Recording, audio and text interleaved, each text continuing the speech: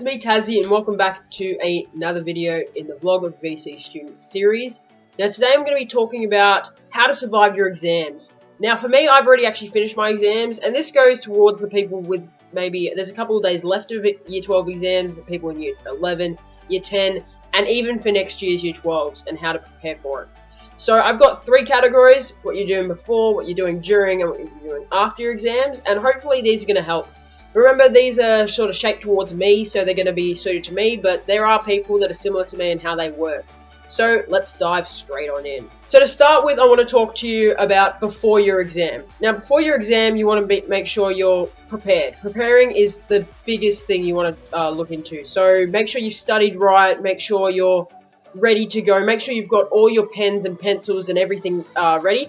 I had a huge mistake on my maths exam day. I forgot my calculators, so I actually had to run home. I was very lucky that my house, I only lived like a few blocks away from school. I was very lucky with that. If I hadn't, I would have been a little bit screwed over. So make sure you're prepared for your exam. This next one is balanced breakfast. Now, I know a lot of people can't eat before they go to school, or they don't eat breakfast, and you know, I'm one of those people. I can't eat too much before I go to school. So what I used to do, or I still do it, I have an up and go, I grab a banana, just small things here and then I have like a nut mix that I take to school, and I'll just eat during like class and that sort of stuff. And of course you can't eat in your exams, but if you have an afternoon exam or a morning exam, you just slowly eat before your exam, and it's a really good way to fuel up but also be prepared as well, because preparing is the biggest part of an exam. The next thing I want to talk to you guys about is sleep. Now, sleep is your best friend when it comes to exams. If you don't have enough sleep, your cognitive abilities are going to go down, you're going to lose concentration, your awareness is going to plummet, and it's just not going to be good for you overall. So make sure you get between 7 to 9 hours sleep before each exam, because it's going to make you run so much better. So apart from sleeping, having some food before your exam, and preparing, you need to be able to drink a lot of water. And I don't mean scull a litre of water straight before you go into the exam. That's a terrible idea. You'll need to pee halfway through. I'm talking about hydrating yourself days before. So 3-4 days beforehand, make sure you have a high fluid level. It's really important for me because I pass out really easily, but for anyone going into an exam where there's high stress, you really want to make sure you hydrate well. And when you're in your exam, you know, have maybe a litre, 600 ml to a litre bottle of water, and just, you know, sip throughout. Don't have huge gulps of water. It's going to ruin you for it, especially since you're going to lose time because you're spending all the time in the toilet rather than writing. So the next one I want to talk to you guys about is timing. Now, timing is so important for your exam. You don't want to, and I'm not talking about inside your exam, I'm talking about before the exam. You don't want to rock up 10 minutes before the exam, especially like one that has a resource book. Get in, they check your resource book, it falls apart, you're stressing, you have so much, you can't pay attention to what you're doing. You really want to get there maybe, I usually rock up about an hour before, so I have some time maybe to read over some notes, just to chill out, talk with some mates, go and find my number, go talk to the teachers, get my book checked 15 minutes beforehand, and just generally chill out. You don't want to be rushing into your exam. You want to be chilled and relaxed. And that leads me on to my last point. And that is relaxation. Before you go into your exam, right before you go into your exam, have a chill out zone. I usually spend 5 minutes before an exam, and what I'll do is I'll sit down, I'll plug some music in. Usually it's it's usually Time by Hans Zimmer from Inception. And I just sit down, I chill out, breathing in through your nose, out through your mouth, calm, relaxation, don't worry about anything else. Right before the exam, plug them out, sit down, you relax, you walk in, you feel confident. That is my top tips for before your exam and what to do.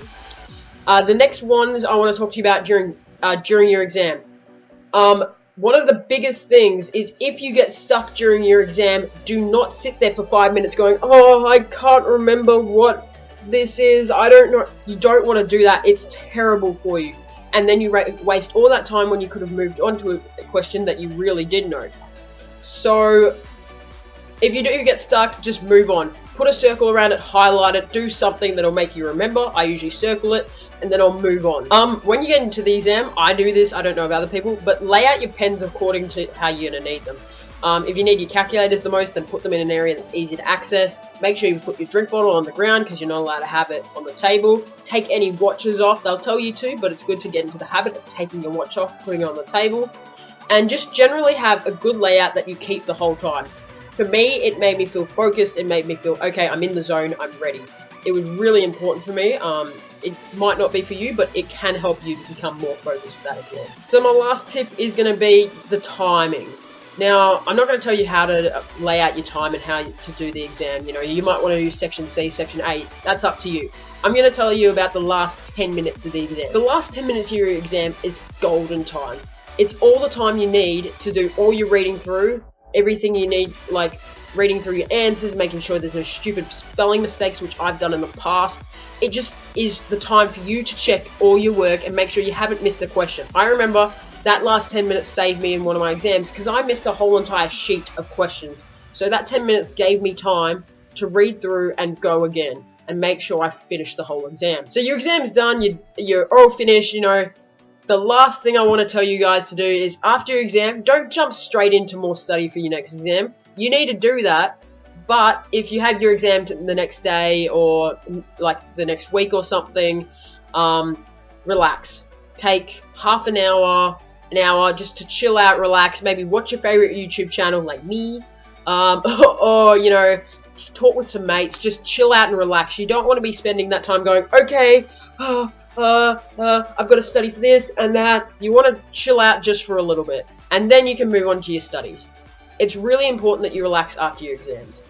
So those are my tips for how to survive your exams. Again, I know it's kind of late for the Year 12s, but it's good for you, your Year 11s, getting ready for Year 12 exams, the Year 10s as well if you need to, if you struggle with going through your exams, and the Year 12s next year. So if you guys enjoyed, make sure you hit the like button, subscribe, and check out the rest of the vlog of the VCE student series. I know you guys will enjoy that. So my name's Tazzy, and I'm signing out.